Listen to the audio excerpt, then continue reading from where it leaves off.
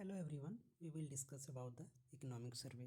As we know that economic survey is being presented before the economic budget. So we will discuss about the economic survey. लेकिन economic survey के discussion से पहले हमें कुछ basics जानकारियाँ economic survey के बारे में पता होनी चाहिए। इकोनॉमिक्स ये हमारा इकोनॉमिक सर्वे का फ्रंट पेज है जो जिससे काफ़ी क्वेश्चन पूछे जाते हैं। आप देख सकते हैं इसमें एग्रीकल्चर के बारे में बात की जा रही है, इसमें रिन्यूएबल एनर्जी के बारे में बात की जा रही है, इंफ्रास्ट्रक्चर के बारे में बात की जा रही है, ये देखो डिजिटाइजेशन के बारे में बात की जा रही है, ये तो बहुत सारा डिस्कशन किया जा रहा है इस पर।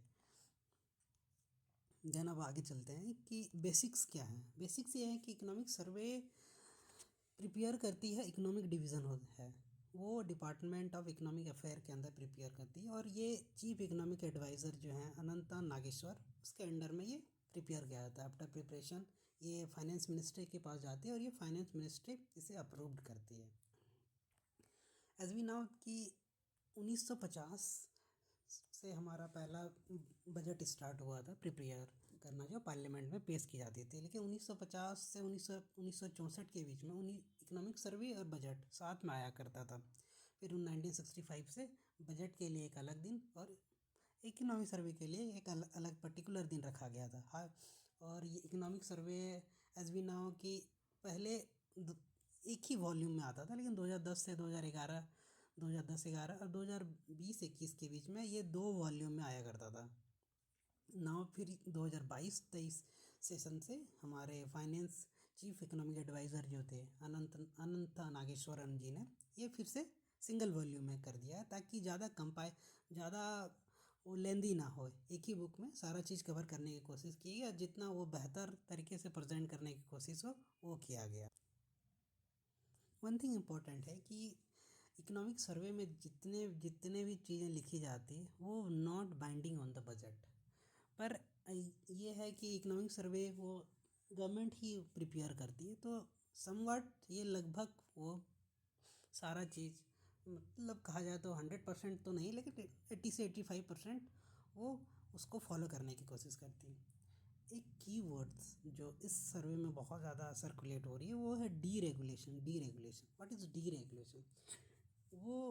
वो डीरेगुलेशन आप 1991 में जब हमारा लिबरलाइजेशन, ग्लोबलाइजेशन, इकोनॉमी हमारी ओपन हुई थी, तो चीज़ें बेहतर करने की कोशिश की कि इंडस्ट्री आप खोल रहे हैं तो आपको ईजिली सारा चीज़ ईजिली हो जाए, क्लियरेंस ईजी मिल जाए, आपको थोड़ा इलेक्ट्रिसिटी में लेवरेज मिले, आपको प्रॉपर्टी जो है एक बेहतर रेट में मिले। वो चीज़ों पे ध्यान दिया गया ताकि डीरेगुलेट किया जाए, ताकि इंडस्ट्री अभी मैन्युफैक्चरिंग वो ज़्यादा बेहतर तरीके से हम आगे बढ़ सकें उसमें।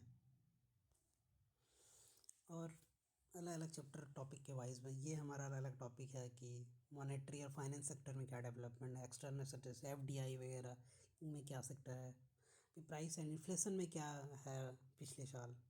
और एक चीज़ है कि हमारा इकोनॉमिक सर्वे है वो आपको पता है फाइनेंशियल हमारा 1 अप्रैल से स्टार्ट होती है और वो ख़त्म होती है 31 मार्च को। तो ये 1 अप्रैल 2024 से 31 2025 का ये इकोनॉमिक सर्वे है हमारा। वर्ल्ड में ये हम कंपेयर किया जा रहा है कि हमारा वर्ल्ड में ग्रोथ रेट क्या है। वहीं हमारे वर्ल्ड की बात करें, ये 2023 में 3.3, 2024 में 3.2 एंड 2025 में 3.3, ये अपवर्ड ग्रोथ की ओर है। वहीं अगर ए दैट मीन्स एडवांस इकोनॉमी की बात करें तो US हो जाएगी हमारी, रसिया हो जाएगा। तो वो कैसे डेवलप कर रही है। और वहीं emerging market and developing economy की बात करें EMD, जैसे इंडिया हो गई, चाइना हो गया, तो ये भी लगभग स्टेडी ही है, उतना कम तो नहीं कहा जा सकता है। 2023 में 4.4, 4.2 एंड 4.1 एंड देयर इज और एक है देन अगले रिपोर्ट पे आता है global manufacturing and service PMI trend. PMI आप समझते होंगे, ये होता है परचेजिंग मैनेजर इंडेक्स। और ये अगर ये 50 से नीचे रहे तो वो काफ़ी ज़्यादा नेगेटिव है, और 50 से ऊपर है तो समवट वो बेटर स्थिति में है। तो वहीं अगर उसके बारे में बात करते हैं तो ग्लोबल मैन्युफैक्चरिंग की बात की जाए, ब्लू लाइन में आप ये देख सकते हैं ये लगभग नीचे है, तो ये थोड़ी सी नेगेटिव साइंस है। वहीं ग्लोबल सर्विस पीएमआई की बात करते हैं, ये रेड लाइन हमारी वो समवट बेटर है। Global composite PMI that means ये कंपोजिट दोनों को सिमिलर, दोनों को इक्वलाइज्ड किया जाए तो ये समवट बेटर है, लेकिन ये मैन्युफैक्चरिंग हमारा थोड़ा सा वो डीप किया हुआ है जिस पे हमें ध्यान देने की ज़रूरत है। अब आते हैं एलिवेटेड ग्लोबल अनसर्टेनिटी। अभी आप देखिए पिछले 2-3 साल में चाहे वो रसिया यूक्रेन की वार हो या फिर आपके इसराइल वगैरह में जितनी सारी घटनाएं हुई, तो ट्रेड में काफ़ी अनसर्टेनिटी है। देखिए एक रिपोर्ट है higher world trade uncertainty index, आप 2023 में 8.5 से 13 हो गए, ये काफ़ी ज़्यादा। हायर जियोपॉलिटिकल रिस्क इंडेक्स, इसमें भी आप देख सकते हैं कि 121 से 133.6 पॉइंट आगे बढ़ी। ये काफ़ी ज़्यादा डेंजरस साइंस होना स्टार्ट हो जाता है जब ये सब चीज़ें बढ़ना स्टार्ट हो जाती है। India's growth remain close to the decadal average despite global uncertainty. हम ये भी देख सकते हैं कि बहुत ज़्यादा अनसर्टेन था, लेकिन फिर भी हमारा एग्रीकल्चर ये फाइनेंशियल ईयर 2025 और एवरेज ऑफ 2015 से 24 के बीच में अगर कहा जाए तो एग्रीकल्चर अप्रॉक्स सेम से, इंडस्ट्री भी सेम है, सर्विसेज में थोड़ा सा डिप है, जीडीपी में लगभग सेम है। लेकिन आप जीडीपी में ये ध्यान दे सकते हैं फाइनेंशियल ईयर 2021 फाइनेंशियल ईयर 2022 को एक्सक्लूडेड किया गया है क्योंकि ये पीक टाइम था हमारा कोविड का।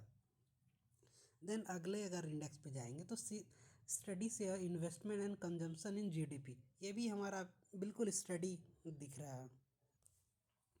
अब अगले इंडेक्स पे जाएंगे स्ट्रॉन्ग एक्सटर्नल सेक्टर, इसमें एक है हमारा merchandise trade balance that means कि वो हमारा कैपिटल या फिर कहा जाता है इंपोर्ट एक्सपोर्ट हमारा क्या हाल है या फिर हम उस पर कितना ध्यान दे पा रहे हैं, तो वो काफ़ी वो नेगेटिव है, वो नीचे ही दिख के जा रहा है। वहीं अगर सर्विस ट्रेड बैलेंस की बात करें वो लगभग ठीक है, तो हमें इस पे ध्यान देने की ज़रूरत है। बैंकिंग सेक्टर इंडिकेटर की बात करें कि ये स्टेबल बैंकिंग सिस्टम, जो दैट मीन्स कि बैंक किस तरह से या फिर कैपिटल एडुकेसी रेसी हो गया, एनपीए हो गया, वो कितना बेहतर तरीके से वर्क कर रही है। तो वहीं सितंबर 22 के इसका इंडेक्स 16 था, तो वही सितंबर 24 में 16.67 है, तो काफ़ी बेहतर है, ये भी स्टडली इंक्रीज कर रही है। एक्सपेंडिंग इकोनॉमिक रेटवे, देखिए पीएमआई आप मैन्युफैक्चरिंग हुआ है, पीएमआई सर्विस है, पीएमआई कंपोजिट, ये तीनों जून 2021 में ये कोविड का ये पीक टाइम था, वो नेगेटिव दिख रहा है आपको, 50 से वो नीचे दिख रहा है, लेकिन वो धीरे धीरे वो 50 से ऊपर की ओर बढ़ती ही जा रही है और वो काफ़ी बेहतर साइन है। जी हाँ, आप जैसे देख सकते हैं purchasing manager index, PMI manufacturing, PMI service, PMI composite, ये तीनों जो है वो बेहतर तरीके से ऊपर की ओर जा रहा है। ये कोविड के टाइम में ये नीचे की ओर गया था। नेक्स्ट अगर हम मॉनेटरी एंड फाइनेंशियल सेक्टर की बात करेंगे तो ग्रॉस नॉन परफॉर्मिंग एसेट, अब जैसे एनपीए की बात किया जाए ये 7.3% था 2021 के आसपास, जो 2014-15 के आसपास लगभग 13% के आसपास बढ़ गया, तो वो धीरे धीरे 2.6, ये काफ़ी बेहतर है। इसी वजह से आप देख सकते हैं इम्प्रूवमेंट इन प्रॉफिटेबिलिटी, देखिए बैंकों में सेक्टर में प्रॉफिटेबिलिटी भी बढ़ती जा रही है, $1.4, 1.4%। ओके, अब एनपीए कम हो जा रही है तो बैंक की क्रेडिट भी बढ़ती ही जा रही है रेगुलरली। तो आप देख सकते हैं कि फाइनेंशियल ईयर 2020 में क्रेडिट जो थी वो 6.1 लाख करोड़ के आसपास था, जो 11.8 लाख करोड़, ओहो सॉरी ये परसेंटेज में बढ़ जा रहा। फाइनेंशियल ईयर 2020 में 103.7 लाख करोड़ था, तो 170.5 लाख करोड़ के आसपास ये बढ़ गया है। तो रेगुलरली वो स्टडीली इंक्रीज करते जा रही है। डेवलपमेंट इन कैपिटल मार्केट की बात करेंगे तो आप देख सकते हैं कि प्राइमरी मार्केट ड्यूरिंग दिसंबर 2024 में 11.1 लाख करोड़ मोबिलाइज्ड हुआ है। वहीं अगर हम बात करेंगे आईपीओज़ की बात करेंगे कि आईपीओ बहुत ज़्यादा बढ़ा दे। 259 आईपीओ इन 2 अप्रैल और दिसंबर 2024 के बीच। आईपीओ इनिशियल पब्लिक ऑफरिंग जब किया जाती, जब कंपनी पहली बार अपने शेयर को बेचना स्टार्ट कर देती थी। और डीमेट अकाउंट में देखिए 33% इंक्रीजेस हुए डीमेट अकाउंट। लोग एसआईपी, म्यूचुअल फंड वगैरह, शेयर्स वगैरह खरीदने। वही म्यूचुअल फंड इन्वेस्टरों में भी देखिए डबल 2021 फाइनेंशियल ईयर में तो 2.9 करोड़ था, जो फाइनेंशियल ईयर दिसंबर में वही बढ़ के हो गया है 5.6 करोड़ के आसपास। तो वो भी बढ़ते ही जा रहा है। और ये फाइनेंशियल इंक्लूजन बढ़ने में सबसे बड़ी रीज़न जो है वो हमारा रूरल फाइनेंशियल इंस्टीट्यूशन ने किया है। रूरल फाइनेंशियल इंक्लूजन इंडेक्स देखिए वो 53.9% था इन मार्च 21, जो 64 के आसपास हो गया है। तो रिफॉर्म रीजनल रूरल बैंक में काफ़ी ज़्यादा रिफॉर्म हुई है। ये देख सकते हैं कि 22,069 ब्रांचेज 700 डिस्ट्रिक्ट्स में हैं, वो अलग अलग डिस्ट्रिक्ट्स में हैं। उसे और बहुत सारे ब्रांचेस खुलने से फ़ायदा होता है कि अमाउंट डिपॉजिट्स होते हैं अकाउंट में। देख सकते हैं आप 6.6 लाख डिपॉजिट हुए हैं, वहीं 4.7 लाख और करोड़ एडवांस। दैट मीन्स चाहे वो खेती करने के लिए हो या फिर कोई छोटा सा मैन्युफैक्चरिंग सेक्टर खोलने के लिए हो, तो वो लोन भी दिया जा रहा है। तो इंक्लूजन बढ़ रहा है इकोनॉमी में। अब एक्सटर्नल सेक्टर एफडीआई के बारे में, फॉरेन डायरेक्ट इन्वेस्टमेंट के बारे में बात करते हैं।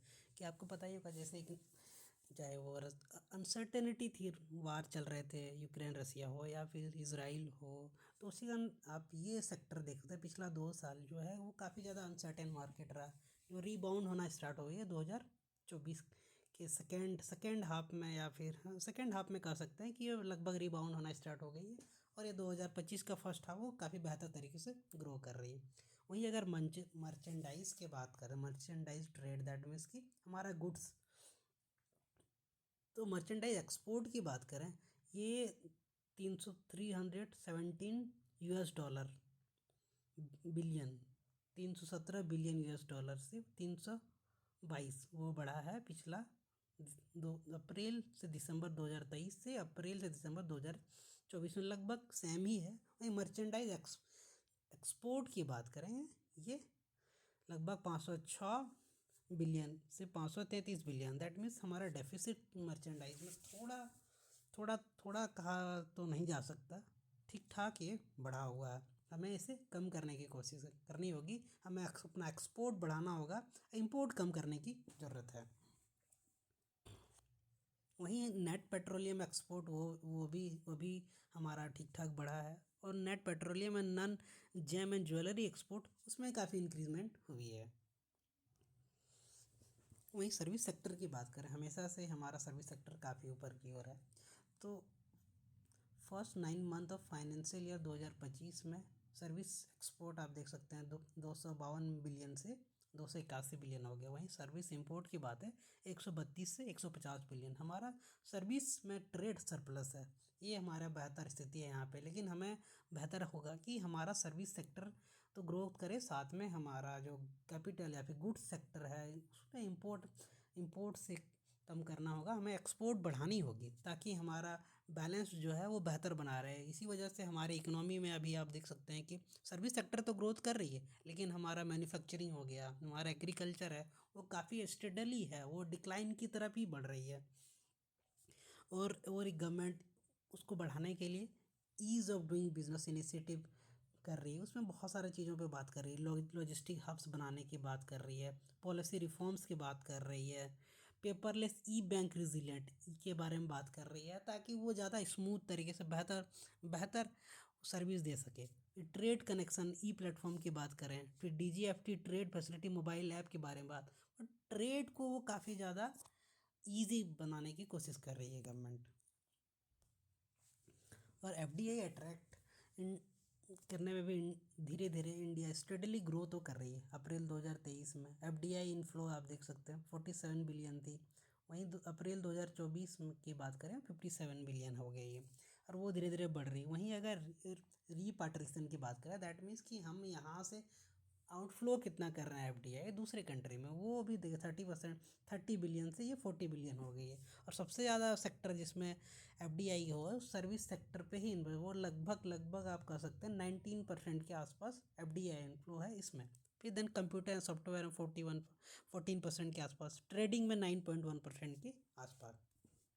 वहीं अगर फॉरेक्स रिजर्व की बात करें, फॉरेक्स रिजर्व्स की बात करें, वो हमारा अभी $706 बिलियन है और वो स्टडीली इंक्रीज़ कर रहा है। पर दिसंबर 2024 में वो घट के 640 है। ये मेन वजह थी कि हमारा रुपीज़ वीक हो रहा है, डॉलर स्ट्रांग हो रहा है, इसी वजह से हमारा फॉरेक्स रिजर्व भी थोड़ा सा कम हो रहा है। तो हमें अपने अपने करेंसी को स्ट्रेंथ करने में थोड़ा सा और ध्यान देने की ज़रूरत है।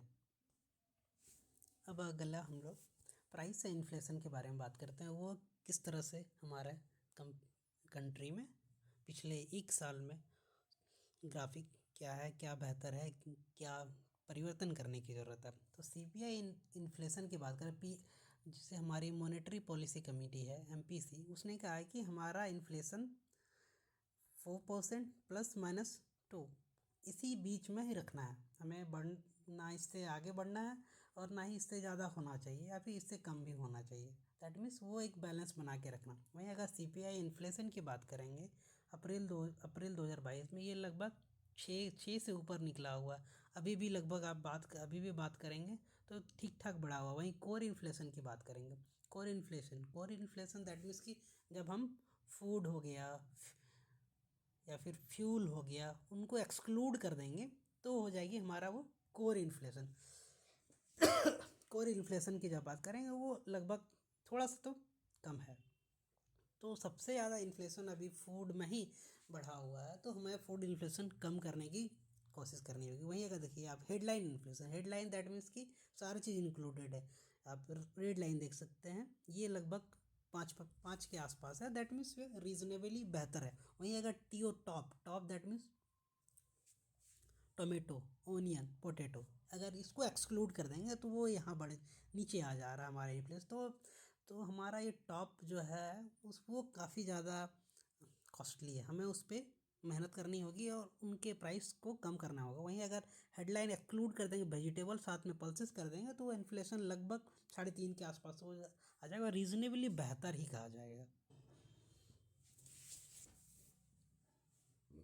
तो जैसे फूड इन्फ्लेशन को कम करने के लिए क्या क्या गवर्नमेंट कर रही है, एक सीरियल्स को लेकर स्टॉक लिमिट क्या कर दी गई है कि वेट की लिमिट कोई भी कंपनी इतना ही रख सकती है, क्योंकि ऑब्वियस है वो अगर वो लिमिट ज़्यादा स्टॉक अपने ज़्यादा स्टॉक रखेगी तो वो मार्केट में वो कमी हो जाएगी, तो ऑब्वियस है वो दाम बढ़ेगी उस वेट की, फिर देन वो इन्फ्लेशन फिर से बढ़ेगा। तो उस चीज़ों पे ध्यान दिया गया है। ओपन मार्केट सेल्स स्कीम की बात की गई, भारत ब्रांड की बारे में बात की गई। भारत ब्रांड जैसे wheat and flour from there is a branding of Bharat, वो थोड़ा कम कॉस्टली पड़ेगी। देन पल्सेस की बात करें, उसमें भारत ब्रांड के रूप में चना हो या फिर मूंग हो गया, मसूर हो गया, ये सभी चीज़ें बात करें। वेजिटेबल के बारे में subsidised sale of onion and tomato की बात करें, कुछ दिन पहले ही जब प्याज की ज़्यादा महंगाई बढ़ गई थी तो देन वो स्टॉक गवर्नमेंट अपने स्टॉक से वो प्याज को मार्केट में लाई, जिससे इकोनॉमी में प्याज की रेट थोड़ा सा कम हुआ था। डी रेगुलेशन, इस बारे में हमने पहले बात की गई थी कि डी रेगुलेशन ड्रिवन ग्रोथ क्या है। डी रेगुलेशन ड्रिवन ग्रोथ है कि हम वो हमारा जो बेसिक स्ट्रक्चर है उसको इतना बेहतर कर सके कि अगर इकोनॉमिकली ग्लोबली कुछ ऐसी चीज़ें घटना हो, जैसे वार हो रही है या फिर कुछ इकोनॉमिक ब्लंडर हो गई है मार्केट में, तो वो उसका असर हमारे इकोनॉमी में ना हो। उसके लिए देखिए ये पहले एक चार्ट बनाया गया, ये फॉलो हमें करने के लिए कहा है कि जियो economic fragmentation is affecting global trade, ये तो हमें पता ही है। तो उसके लिए क्या है, डोमेस्टिक ड्रिवन ग्रोथ की बात करेगी, डोमेस्टिक को ज़्यादा ड्रिवन करें। Raise invest efficiency and best for the economic and freedom to individual and enterprise, that means कि हमारा इकोनॉमी काफ़ी इतना एफिशिएंसी बना दिया जाए ताकि एक इजी चैनल हो। अगर कोई बिज़नेस खोलना चाहता है काफ़ी इजी चैनल से उसे मिल जाए। अगर अगर एग्रीकल्चर लोन चाहिए उन्हें तो वो काफ़ी इजीली एक्सेसिबल हो ताकि वो बेहतर तरीके से चीज़ें इम्प्लीमेंट कर सके। एक एक हार्श एक हार्शलेस सोसाइटी हो ताकि सबको एक बेहतर अपॉर्चुनिटी मिले इंडिविजुअल ग्रोथ के लिए। That means the goal is enhancing the economic freedom of individual. वो हमारे लिए बहुत ही ज़रूरी है हमारे इकोनॉमिक डेवलपमेंट और ऑल राउंड ग्रोथ के लिए। देन आ जाते हैं ease of doing business 2.0। Ease of doing business 2.0 में हमें एक फेज़ 2 फेज़ के बारे में परस्यूट करने की क्या है, फेज़ 1 एंड फेज़ 2। फेज़ 1 में क्या है, रिड्यूस कंप्लायंस बर्डन।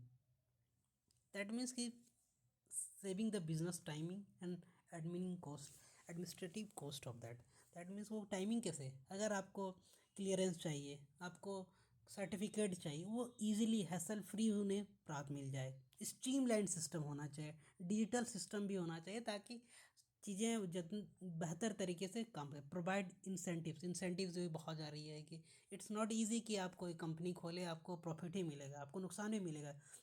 तो उस टाइम गवर्नमेंट को सामने आना चाहिए। अगर कभी बेहतर हो, प्रॉफिट ज़्यादा हो तो ऐसा भी नहीं कि मोर देन टैक्सेस उससे वसूल लिया जाए, वो इंसेंटिव्स देना चाहिए कि आप और बेहतर करो। इन सारी चीज़ों पे लिबरलाइज स्टैंडर्ड होना चाहिए, लीगल सेफगार्ड होना चाहिए, रिड्यूस टैरिफ वगैरह है जितना कम हो सके, रिस्क बेस्ड रेगुलेशन होना चाहिए कि कितना ज़्यादा, जैसे टेलर लीगल नॉर्म्स होना चाहिए। दैट मीन्स कि कोई भी किसी प्रकार की कोई परेशानी हो तो government as a special party वो चीज़ें बेहतर करके ताकि वो हमारा बिजनेस वो काफ़ी स्मूथली चले। वही इन्वेस्टमेंट एंड इंफ्रास्ट्रक्चर के बारे में बात करें तो वंदे भारत ट्रेन के बारे में काफ़ी ज़्यादा एम्फेसाइज दी गई है कि 2018 में 2 ट्रेन थे, 2025 में 68 हो गई।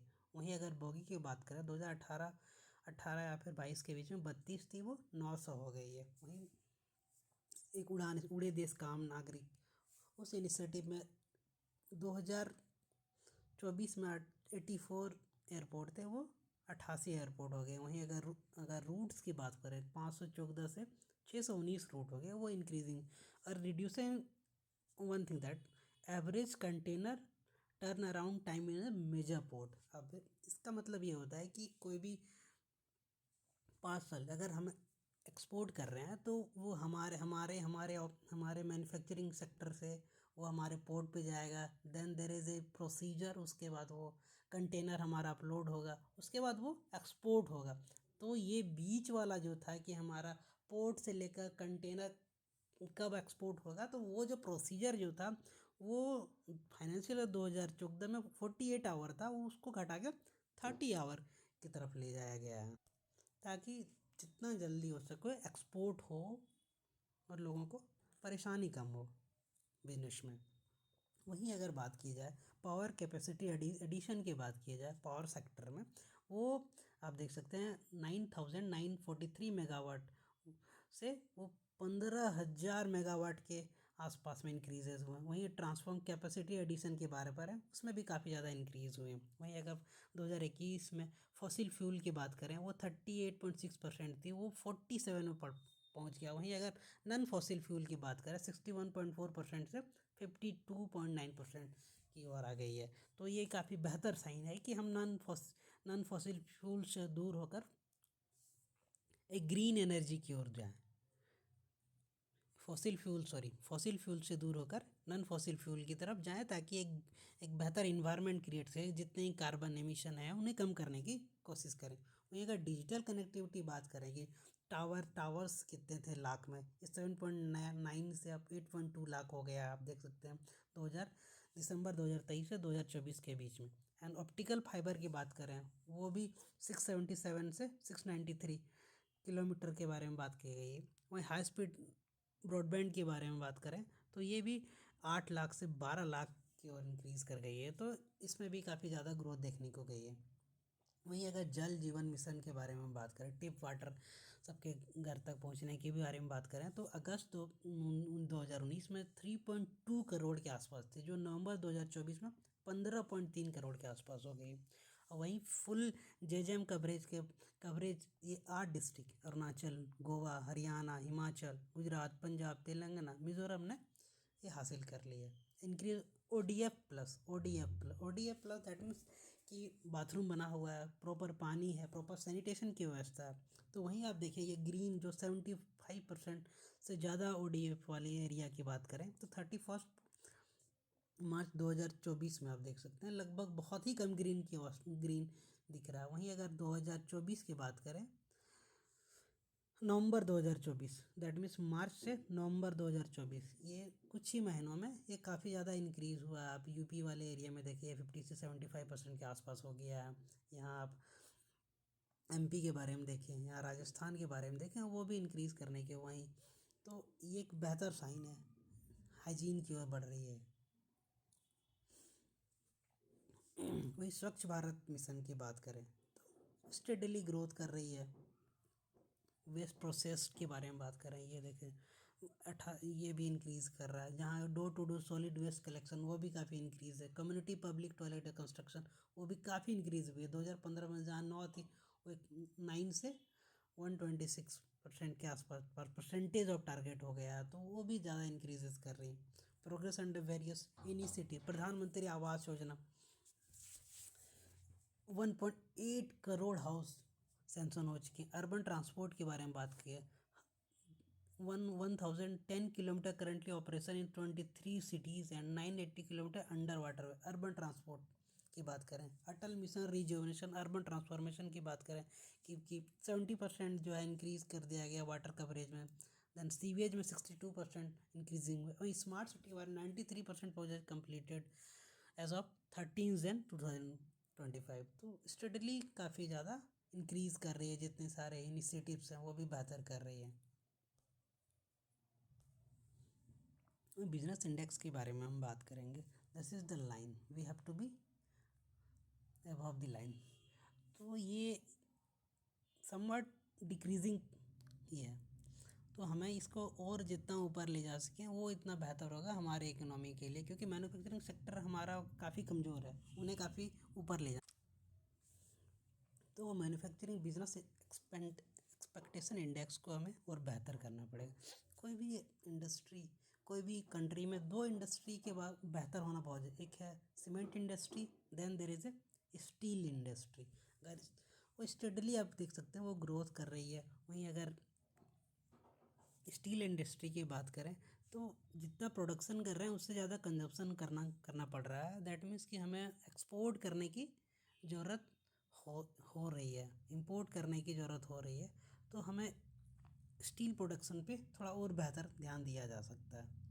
और टेक्सटाइल एक्सपोर्ट की बात करें लगभग सेम ही है, इंपोर्ट की बात करें लगभग सेम है, एक्सपोर्ट की बात लगभग सेम है। दैट मीन्स हमें इस पर और भी ध्यान दिया जा सकता है ताकि इस एक्सपोर्ट और इंक्रीज़ किया जाए, क्योंकि हमारा टेक्सटाइल इंडस्ट्री काफ़ी बेहतर है, हम बेहतर कर सकते हैं। इलेक्ट्रॉनिक इंडस्ट्री वो भी स्टेडली अब ग्रोथ की ओर है। आईपीआर इंटेलेक्चुअल प्रॉपर्टी राइट, अब जैसे कुछ चीज़ें होती है, आप शार्क टैंक वगैरह में भी देखते हैं कि चीज़ें आप कोई कंपनी लेके आती है तो वो एक पेटेंट फाइल करना चाहती है ताकि ये हमारा जो फार्मूला है वो कोई चुरा ना ले, उससे कोई अपना बिजनेस ना बना ले। उन सारी चीज़ों के लिए वो पेटेंट बहुत ज़रूरी है। तो अब patent filed and patent granted में आप देख सकते हैं कि हमेशा ग्रोथ किया हुआ। वहीं अगर trademark and filed and trademark registered में वो भी काफ़ी इंक्रीजिंगली आप देख रहे हैं फाइल किया हुआ है, इंक्रीजिंगली रजिस्टर्ड भी हो जा रही है। देन डिज़ाइन फाइल में वो भी ग्रोथ हमेशा दिखता हुआ। कॉपीराइट फाइल के बारे में, कॉपीराइट में भी काफ़ी इंक्रीमेंट है, पर हमें और बेहतर करने की ज़रूरत है। वहीं सर्विस सेक्टर की बात करें, सर्विस सेक्टर हमारा हमेशा ही बेहतर ही रहा। तो आप देख सकते हो फाइनेंशियल 2023, फाइनेंशियल 2019, 2025 वो स्टेडली ग्रो ही कर रहा है। परसेंटेज वाइज भी ठीक ठाक ग्रोथ है। तो सर्विस सेक्टर हमारा बेहतर है, पर यह है कि हमें सर्विस के साथ मैन्युफैक्चरिंग एंड एग्रीकल्चर सेक्टर पे ध्यान देना होगा। लेकिन कुछ चैलेंजेस हैं जो हमें करना होगा। जैसे ऑफशोर वर्क, जैसे कि अब लैंग्वेज बैरियर हो जाएगा, इंफॉर्मेशन गैप हो जाएगा, तो इन सारी चीज़ों पे हमें ध्यान देना पड़ेगा ताकि वो छोटी छोटी बैरियर ना है। सर्विसफिकेशन, अब एआई, इंक्रीज इन एआई, ये हमारा सर्विस सेक्टर ग्रोथ को कम कर सकता है और हमारा मैन्युफैक्चरिंग को भी कम कर सकता है। तो एआई का इंडिया पे भी क्या इफेक्ट पड़ेगा, वो एक पॉजिटिव और नेगेटिव इफेक्ट भी पड़ सकता है। तो हमें किस बेसिस पे एआई को इम्प्लीमेंट करना होगा वो हम आगे देखेंगे। Policy support, then policy support के बारे में बात करें, अप्रोप्रिएट स्किल गैप, उसको कम करने का स्किल डेवलपमेंट बहुत ज़रूरी है। ग्रास रूट लेवल पे हमें वर्क करना पड़ेगा उस पे लिए, ताकि ग्रोथ को हिंडर ना हो। वहीं एग्रीकल्चर सेक्टर की एंड फूड मैनेजमेंट की बात करें, काफ़ी इंपॉर्टेंट सेक्टर है। ये देखिए, डिक्लाइन है share non institutional credit, non institutional का अगर 1991 में बात करें, लगभग अब 90% जो है नॉन इंस्टीट्यूशनल लिए से कहीं से भी ले लिए, इजीली मिल जाता था उसे, उस पर काफ़ी ज़्यादा उसे इंटरेस्ट भरना पड़ता था। वो धीरे धीरे अभी 2022 में 25% के आसपास पहुंच गई है। वहीं इंस्टीट्यूशनल क्रेडिट की बात करें, वो धीरे धीरे इंक्रीज करके 75%। वहीं अगर स्मॉल और मार्जिनल फार्म में कितने क्रेडिट मिल रहे हैं बैंक के थ्रू, 3.47 लाख करोड़ इन दो हज़ार 15 में थी, वो जाके 14.4 लाख करोड़ के आसपास हो गया है। माइक्रो इरिगेशन एरिया में भी काफ़ी ज़्यादा बढ़ोतरी हुई है, काफ़ी इंक्रीज़ हुआ 2010-15 से 2015, अगर ग्राफ को देखें तो कंपैरिजन करें तो काफ़ी ज़्यादा इंक्रीज़ हुई है। वहीं सस्टेनेबल फार्मिंग के लिए मेजर रिसोर्स क्या है, मेजरली क्या क्या स्कीम निकाला गया, सॉयल हेल्थ कार्ड हो गया, कृषि विकास योजना, पर ड्रॉप पर क्रॉप हो गया, national bamboo mission, mission organic value chain development eastern region, north east region या फिर ईस्टर्न रीजन पे भी काफ़ी ज़्यादा ध्यान दिया गया है। गवर्नमेंट पर्टिकुलरली एक नॉर्थ ईस्ट के लिए भी स्कीम्स वगैरह कम टैरिफ में निकाला करती हैं, तो उस सारी चीज़ों पे ध्यान दे रही है गवर्नमेंट। ये सबसे इम्पोर्टेंट है क्लाइमेट एनवायरनमेंट, हमें कैसे इस क्लाइमेट चेंज को अडाप्ट करना पड़ेगा, हमें क्या क्या चीज़ें करनी होगी ताकि ये कि नेट, हमने 2070 तक नेट जीरो इमिशन के बारे में टारगेट लिया हुआ है। फिर हमारे बहुत सारा climate bringing adaptation to the forefront, giving higher vulnerability to climate changes से क्या क्या अडाप्टेशन हम कर सकते हैं। Low carbon development path follow कर सकते हैं, इन्वायरमेंट सस्टेनेबिलिटी पे ज़्यादा फोकस कर सकते हैं। आपको पता ही होगा कि ये इन्वायरमेंट डिग्रेडेशन में डेवलप्ड कंट्री जो थी उसने काफ़ी ज़्यादा इसका रिसोर्स यूज़ किया था, वो बहुत ज़्यादा रिसोर्स यूज़ करने के कारण ही एक मेजरली इन्वायरमेंट इफेक्ट पड़ा है। उसके लिए एक बजटरी सोर्स उन लोगों को भरने के लिए कहा गया ताकि जो डेवलप इकनॉमी है उन्हें कुछ कंपनसेशन मिल सके ताकि वो अपना डेवलप कर सके। वो उसमें भी 3 बिलियन वह सेट किया गया, पर वो अभी प्रॉपर तरीके से मिल नहीं रही। इसके बारे में आप देखते हैं कोप की मीटिंग होती है, उस बारे में काफ़ी ज़्यादा इस बारे में डिस्कस होती है ताकि ये मिटिगेट करने के लिए बेहतर है।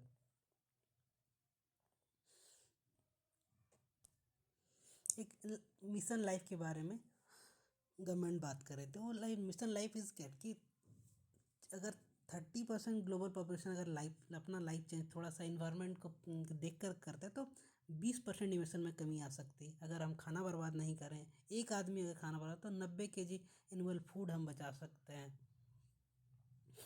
And carbon can reduce that much per day से 380 million life style of fuel in India. Recycling of newspaper से हम लोग इतना litre of water wastage,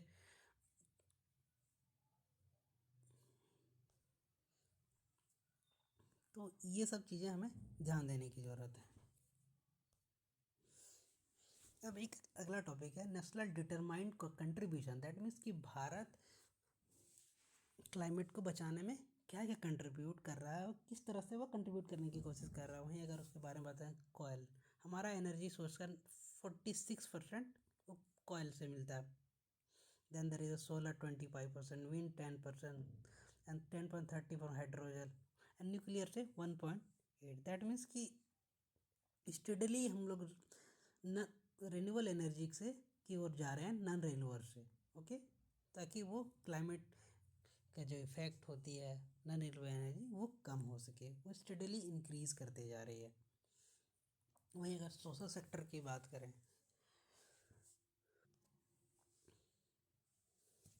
social sector की बात करें, चाहे स्टेट हो यूनियन हो, वो काफ़ी ज़्यादा इन्वेस्टमेंट कर रही है ताकि सोशल सेक्टर बेहतर हो सके, इम्प्रूविंग बेसिक फैसिलिटी। तो सोशल सेक्टर जैसे गर्ल्स के टॉयलेट हो गए, बॉयज़ टॉयलेट हो गया, हैंड वॉश फैसिलिटी हो गई, ये कंप्यूटर हो गया, इंटरनेट, ये इसमें और भी बेहतर करने की स्थिति बनती है। हमें भी अभी बहुत पीछे हैं उसमें और बेहतर करना। Building block of better education क्या हो सकता है कि FLN, that means literacy and numeracy, ये हमारा नेशनल एजुकेशन प्लान 2020 का ये सबसे इम्पोर्टेंट मोटो होता है। लाइफ स्किल्स के बारे में बात करेंगे कि अंदर इसे सोशल एंड इमोशनल लर्निंग के बारे में बात करें, निपुण भारत हो गया, लाइफ साइकिल कोलैबोरेशन, ये सब चीज़ों पे हमें ज़्यादा मेहनत करने की, ताकि हमारा सोशल सेक्टर डेवलप किया जा सके, एक सोशल सेक्टर डेवलपमेंट का एक कल्चर क्रिएट हो। पावर इन रूरल इकोनॉमी को बेहतर करने की भी बात करें, प्रधानमंत्री ग्राम सड़क योजना के बारे में बात है, प्रधानमंत्री आवास योजना, ग्रामीण जल जीवन मिशन, फिर स्वच्छ भारत मिशन के बारे में, मिशन अमृत सरोवर की बात करते हैं, पॉन्ड क्रिएट किया जाएगा ताकि रेन वाटर को बचाया जा सके। वहीं हेल्थ फॉर ऑल के बारे में बहुत सारे, ई संजीवनी के बारे में बात की जाती है। फिर प्रधानमंत्री आयुष्मान योजना के बारे में बात कर पे फोकस करना होगा। लगभग 36 करोड़ 36 करोड़ आयुष्मान कार्ड है इशू किया गया है। फिर लगभग जो 14,000 जन औषधि केंद्र भी खोले गए हैं।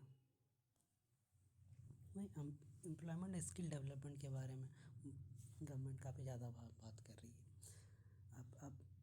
अब जैसे increase in female labour force participation आप देख सकते हैं, देन 2017-18 से 2023-24 काफ़ी ज़्यादा डिफरेंसेस है इस ग्राफ में अगर बात किया जाए तो। लेबर फोर्स में वुमेन एंटरप्रेन्योर को बेहतर करने के लिए स्किल डेवलपमेंट के बारे में संकल्प, क्वियर डेवलपमेंट, PM Kaushal Vikas Yojana, access to the credit के बारे में बात, credit guarantee scheme, startup support to women owned enterprise के बारे में बात है, marketing support, finally subsidised trade fair partnership के बारे में बात करते हैं, driving job opportunity that lead to be job opportunity. Women participation की बात करते हैं, अब प्रधानमंत्री कौशल विकास योजना 58% पार्टिसिपेशन है। तो new age future skill PM के बारे में, देन रिसाइकलिंग एंड अपस्किलिंग के बारे में कि आप कैसे किया जा सकता है, international ability skill India international centre खोला गया, बायलैटरल पार्टनरशिप की गई है, G2G मेंबरशिप अंडरस्टैंडिंग की गई है, इंडस्ट्रियल पार्टनरशिप की गई, बहुत सारा digital public infrastructure skill India digital hub portal, democratic skill, easy access to industrial, transform platform to the empower the skill system के बारे में बात करते हैं। AI, there is AI area started 15 फरवरी को पेरिस में AI मीटिंग है बहुत सारे लीडरों की। तो AI there is always a negative factor from sector of positive sector. तो वही है कि हमें हमारी इकोनॉमी एज ऑफ नाउ काफ़ी लेबर इंटेंसिव है और AI से काफ़ी ज़्यादा नेगेटिव इफेक्ट हो सकता है एम्प्लॉयमेंट को लेकर। तो हमें अपनी इकोनॉमिक कंडीशन को देखते हुए AI को प्रॉपर तरीके से डेवलप करना पड़ेगा ताकि चीज़ें एक स्टेबिलिटी क्रिएट की हो रही इकोनॉमिक में। तो challenges of skilling of AI बहुत सारा है, जैसे प्रैक्टिकली नॉट इजी, रिलायबिलिटी भी अभी भी 100% श्योर, इंफ्रास्ट्रक्चर के लिए बहुत ज़्यादा इंफ्रास्ट्रक्चर डेवलपमेंट की बात होती है, बहुत से रिसोर्सेस की भी काफ़ी ज़्यादा रिसोर्स चाहिए, काफ़ी एक्सपेंसिव है। हाँ, ये लाइफ को इजी करती है पर ये काफ़ी ज़्यादा एक्सपेंसिव है और इंडिया एक लेबर इंटेंसिव इकोनॉमी है। उस कंट्री में AI किस तरह से डेवलप किया जाए, वो कैसे यूज़ किया जाए, इस पे काफ़ी ज़्यादा ध्यान देने की ज़रूरत है, ताकि एक बेहतर इन्वायरमेंट क्रिएट हो सके, ताकि डेवलपमेंट भी हो साथ में। एक हमारा एक मोरल रिस्पॉन्सिबिलिटी है कि हमारे इकोनॉमिक में एक एक व्यक्ति कहीं पीछे ना छूट जाए, चाहे वो लाइन के सबसे फ्रंट में हो या फिर बैक में हो, सबको साथ में लेके चलना है। तो हमें इस एआई का प्रॉपर इंडियन पर्सपेक्टिव में क्या यूज़ हो सकता है, उसको ध्यान में देते हुए एआई को डेवलप करने की कोशिश करनी चाहिए।